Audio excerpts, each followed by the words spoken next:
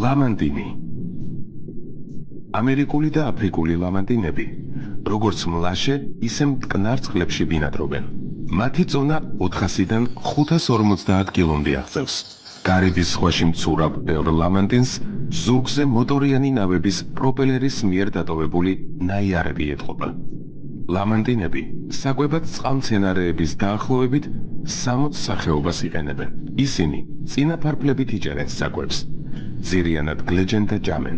საკვების დაჭერაში მას ორად გაყოფილი კუნთოვანი ზედა ტუჩიც ეხმარება. წყალმცენარეების საჭმელად ლამანტინები ხშირად შედიან თავთხელ წყლებში, სადაც სიღრმე დაახლოებით 2 მეტრია.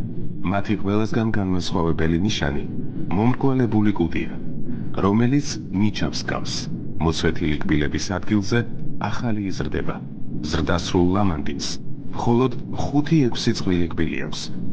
მაკეობა 12 თვემდე გრძელდება.